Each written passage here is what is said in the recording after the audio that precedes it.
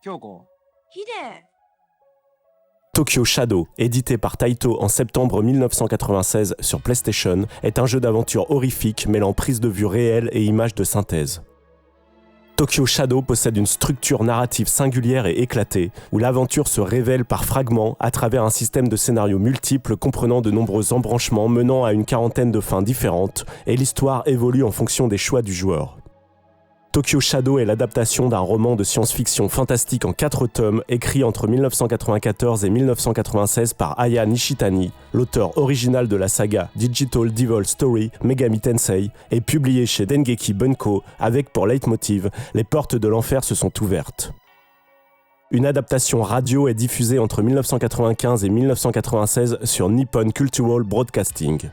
C'est un drame radiophonique interprété par certains acteurs du jeu et mis en musique de manière magistrale par Toshinori Kondo, trompettiste jazz d'avant-garde. L'intrigue, pleine de tension, se déroule au cœur de Shibuya, Tokyo, et met en scène ce quartier chargé de mystères en convoquant à la fois son histoire énigmatique et sa géographie. Il y a 1500 ans, un homme mystérieux nommé Megiddo apparaît sur les côtes du Japon. Doté d'un pouvoir surnaturel et vénéré tel un dieu, il parvient à unifier la région du Kanto et à civiliser ses habitants, mais devient vite un tyran sanguinaire. Après des siècles de terreur, le clan Shibuya parvient finalement à le vaincre. Pourtant, même décapité, le corps de Megiddo continue de bouger. Redoutant une malédiction, le peuple enterre Megiddo dans un sarcophage gigantesque et scelle le tombeau sous un sapin sacré, baptisé Yoyogi, l'arbre éternel. Au fil des siècles, l'arbre devient le cœur de Shibuya. En mai 1945, lors du bombardement de Tokyo, un B-29 américain s'écrase sur l'arbre Yoyogi, vieux de 1500 ans, et prend feu. À cet instant, un éclair rouge traverse le ciel au-dessus de la capitale impériale et un étrange rugissement retentit au loin. Le Japon est vaincu et l'armée américaine établit une base militaire à l'emplacement de l'arbre sacré Yoyogi. Bientôt, une série de disparitions se produit autour de la base. Une créature mystérieuse est découverte dans une tombe antique enfouie sous terre. Indestructible, elle n'est autre que la forme déformée de Megiddo qui nourrit une rancune depuis 1500 ans. L'armée américaine fait alors appel au docteur Takagi, héritier du clan Shibuya, savant visionnaire, maître en bio-ingénierie. Il aurait percé le secret enfoui dans de vieux manuscrits et découvert le point faible de Megiddo. L'armée américaine parvient à acculer Megiddo, mais juste avant l'opération finale, il disparaît soudainement. Le docteur Takagi disparaît à son tour. L'armée américaine détruit l'ancien tombeau, scelle la grotte souterraine et restitue le terrain au Japon. 50 ans plus tard, un nouvel éclair rouge déchire le ciel au-dessus de Koen-dori, signe de la malédiction. De nouvelles disparitions frappent soudainement Shibuya. La police dépêche Kyoko Takagi, jeune enquêtrice de 21 ans à la prévention du crime et descendante du clan Shibuya, sur les traces de l'entité. Ses ancêtres avaient jadis planté l'arbre sacré Yoyogi, dont les racines entourent toujours le sarcophage de Megiddo. Ce qu'elle ignore, c'est que Megiddo est de retour. Le joueur incarne Hide, le petit ami de Kyoko. Il est invité à la rejoindre devant la salle de concert le 109 à Shibuya. Il est assassiné brutalement au début de l'histoire et devient un esprit. Lorsqu'il découvre que Kyoko est également en danger, il décide de la protéger et empêcher la résurgence d'un mal vieux de 15 siècles. Dans cette forme spectrale, il se lance dans une course frénétique pour la sauver. Au milieu des années 90, le Japon expérimente massivement le potentiel des jeux interactifs sur CD-ROM, profitant de leur capacité de stockage pour intégrer des vidéos en plein écran et des musiques en qualité CD audio. Tokyo Shadow occupe 3 CD-ROM, dont un disque bonus qui contient un making-of et des photos de tournage. Le jeu bénéficie d'un casting impressionnant. La comédienne Mai Osho incarne Kyoko, Ayumi Kikuchi interprète Akiko, étudiante en lettres et héritière du clan Shibuya, et Isabelle Eves est Catherine, une étudiante américaine intriguée par les ruines enfouies sous Shibuya. Le gameplay alterne séquences FMV avec acteurs réels et phases interactives, où le joueur choisit action et dialogue à des moments clés de la progression. Chaque décision entraîne des conséquences immédiates. Bon embranchement, meurtre soudaine ou détour narratif. Certaines séquences se présentent comme des pièges à choix multiples. Ouvrir une porte ou accorder sa confiance au mauvais PNJ peut signifier une mort instantanée. Les mauvaises décisions mènent ainsi fréquemment à la mort, tout en débloquant de nouveaux arcs, et le joueur doit expérimenter et accepter l'échec afin de progresser dans l'aventure. La mort de Hide est parfaitement intégrée dans le gameplay. Chaque échec devient un fragment narratif supplémentaire.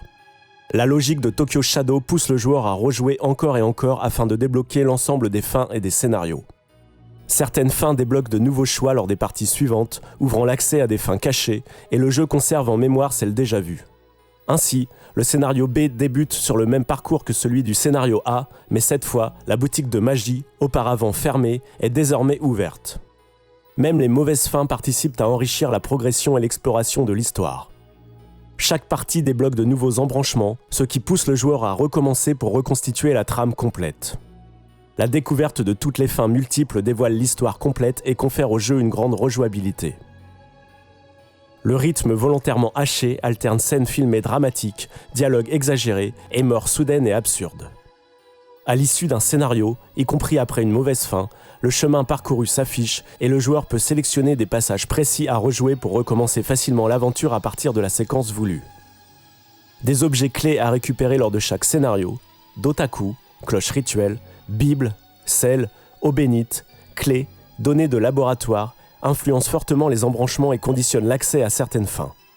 Les 3 jeunes femmes qui accompagnent le joueur, Kyoko, Akiko et Catherine, peuvent être protégées, trahies, sacrifiées ou sauvées, et leur destin influe directement sur la fin obtenue. Les 5 grands scénarios qui composent cette fresque labyrinthique obéissent chacun à leur propre logique narrative autour du mythe de Megiddo et explorent tous un thème majeur, mythe, folklore, science, alchimie ou apocalypse dans l'esprit d'un manga sérialisé. La rejouabilité, loin d'être un simple artifice, devient une nécessité. Pour accéder à la vérité, le joueur doit persévérer et assembler toutes les pièces du puzzle. Le scénario A, Porte de l'Enfer, sert d'introduction et met en place l'univers du jeu. Obligatoire, il constitue toujours le premier parcours lors d'une nouvelle partie. Il introduit la mécanique fondamentale du jeu et pose les bases du système de résurrection et boucle d'embranchement. Le joueur incarne Ide, tué dès le début de l'aventure, mais revenu sous forme de fantôme. Il s'aventure dans Shibuya et ses souterrains pour protéger Kyoko tout en acceptant sa propre condition spectrale. Il comprend que ses choix dictent son destin. S'élever au ciel, sombrer en enfer ou parvenir à sauver Kyoko. Le scénario B, Arbre sacré, explore les racines mythologiques de Yoyogi et ses liens avec le crash du B-29. Accessible via la boutique de magie, il plonge le joueur dans une atmosphère où rites et folklore s'entrelacent. L'issue dépend des alliances spirituelles avec les statues protectrices et le dotaku et du temps mis à rattraper Kyoko. Pour obtenir la bonne fin, Ide doit coopérer avec l'esprit de l'arbre, métaphore des racines de Tokyo face au chaos moderne. Le scénario C, Immortalité, aborde la science, ses excès et son emprise sur la chair. Accessible par le Live House, ce scénario plus sombre entraîne Ide à travers le laboratoire du docteur Takagi. L'obsession d'immortalité prend la forme d'expériences sordides. Zombies, clones, illusions sonores et manipulations psychologiques. Le joueur doit résister à la tentation, endurer la douleur et affronter la trahison de ses proches. La conclusion dépend du choix de Ide. Choisir la résignation, la vengeance ou le souvenir de son grand-père. Le scénario D, Alchimie, explore la foi et la dualité entre la confiance et la méfiance. Accessible par une bifurcation dans les souterrains, Ide trouve une Bible, rencontre une mystérieuse femme à l'allure d'un ange et utilise de l'eau bénite censée contenir un virus occulte. Entre croyance et imposture, confiance et suspicion, ce scénario explore le thème de l'alchimie spirituelle. Transformation par la foi, corruption par le doute. L'issue dépend de la capacité à conserver la Bible et à croire en l'eau bénite. Le scénario E, Grand Final, n'est accessible qu'après plusieurs parties, en passant par la boutique de magie et en aidant l'homme louche. Il constitue la conclusion de la saga, synthétise les arcs précédents et développe l'ultime affrontement contre Megiddo dans une base souterraine où Ide retrouve ses compagnons. Le destin d'Akiko est central. La tuer, la perdre ou la sauver influe directement sur la conclusion. Aux côtés du capitaine Thomas, spectre du crash de 1945, Ide tente de sceller une dernière fois Megiddo, ou échoue à le contenir. Cet ultime arc synthétise les grands thèmes explorés dans les précédents scénarios et propose une fin canonique. Megiddo est finalement scellé au prix de lourds sacrifices. Tokyo Shadow est une expérience vidéoludique expérimentale, à la fois déroutant mais fascinant. Il met en scène un conflit entre passé mythologique et modernité urbaine, une transmission familiale et un héritage, ainsi que l'amour et le sacrifice. À la fois grotesque, expérimental et visionnaire, Tokyo Shadow fait coexister chaos et profondeur mythologique. L'histoire se déploie de façon dramatique et évolue en fonction des multiples choix du joueur. Le sentiment d'accomplissement ressenti en faisant des choix qui approfondissent l'histoire et la surprise des rebondissements inattendus confèrent à l'expérience une rare satisfaction. Les cinématiques sont d'une beauté visuelle saisissante, mêlant prise de vue réelle et images de synthèse, parfois grotesques et sanglantes. Elles transmettent aux joueurs la tension et la peur propres au cinéma d'horreur. L'immersion née de ces séquences confère l'impression troublante d'être au cœur du film.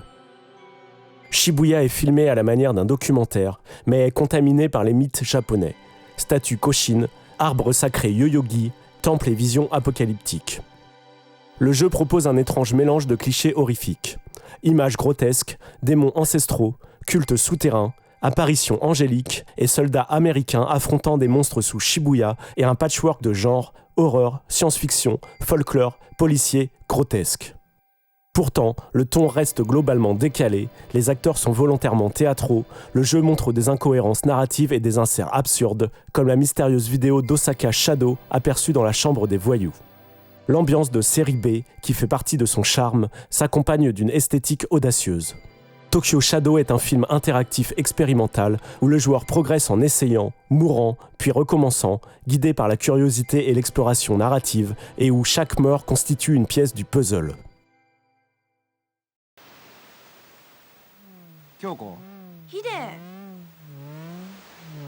今の誰やそれがねなんや仕事かしゃあないな最近渋谷でね若い子がたくさん行方不明になってんねんそのうちの何人かがこの店の常連でお客さんのふりして調べてくれって言うねんごめんねそっかそんなら僕も一緒に行ってええやろその方が怪しまれへんでそらあかんヒデはそういうことに慣れてへんねんから